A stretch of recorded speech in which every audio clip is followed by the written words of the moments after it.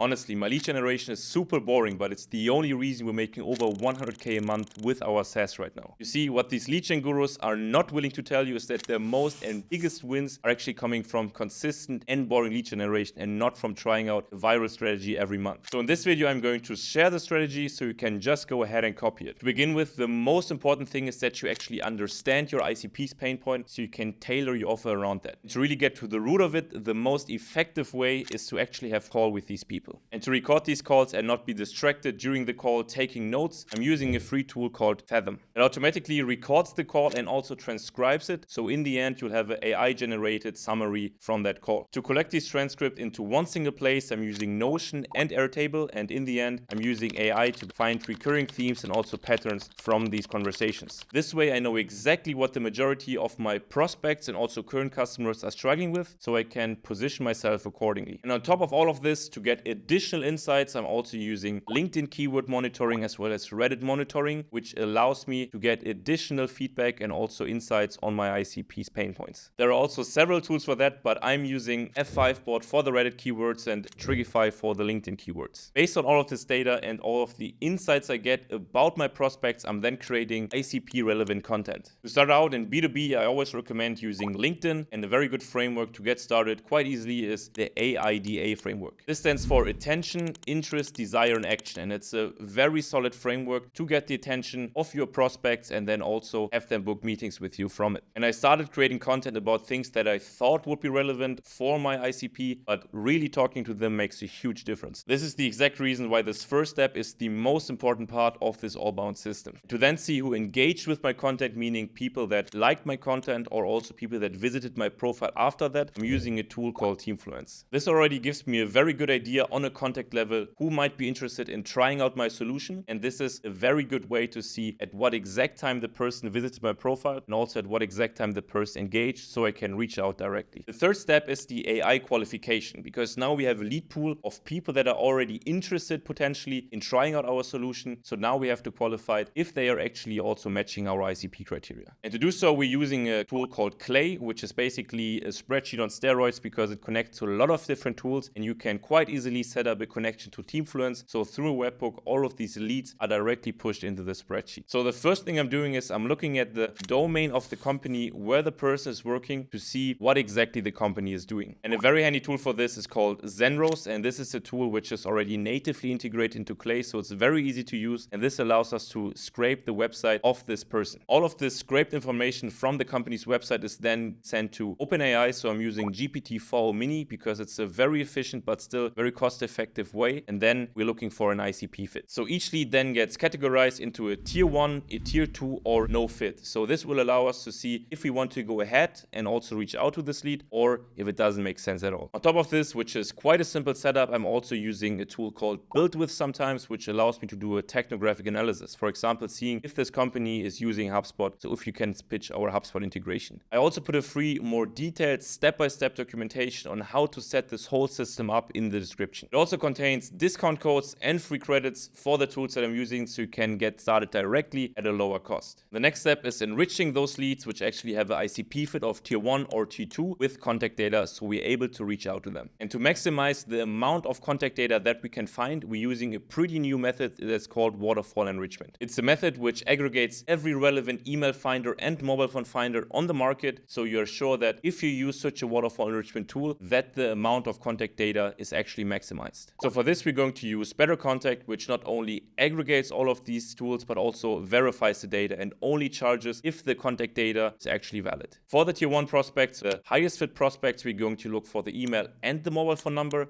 And for the tier 2 prospects, we're only looking for the email. After we've gathered our verified contact data, the next step is the multi-channel outreach. Basically, now contacting these people in order to convince them to use our product. As you can see, we're using cold calling, cold emailing, as well as LinkedIn outreach, and only doing cold calling for the tier 1 prospects because it's quite time intensive. So the sequence is basically we're starting out with the cold emailing for both tiers, and for this we're using tools like Instantly, Smartlead, or also Salesforce and Sales Handy, and then we're also doing LinkedIn outreach for those that didn't reply on the email side. For the LinkedIn outreach, you can use tools like HeyReach or Expandy. And then for those tier 1 prospects that also didn't reply on the LinkedIn side or that gave us a positive reply, will then be cold called using AirCall. And again, a very valuable thing, even if this person is not going to use our solution in the end, you're getting a lot of feedback from the cold calls, from the cold emailing, and from the LinkedIn outreach. This is going to feed our content machine again, because now we also see objections, things that people don't like about our solution, and now we can change our content, but also our offering around it. So the sixth part of this all-bound strategy is the lead radar. So to always stay up to date on what my prospects actually do on LinkedIn, I'm using a tool called Break Cold. It allows me to easily create the whole feed of all of the prospects that I'm currently tracking, so I can see what they comment on and what they post, so I do not need to go on each LinkedIn profile individually. And the best thing is that Break Cold also functions as a sales CRM. So we can also connect our email inboxes, we can connect our cold calling. So this is everything in one place to track our customers, or rather our prospects.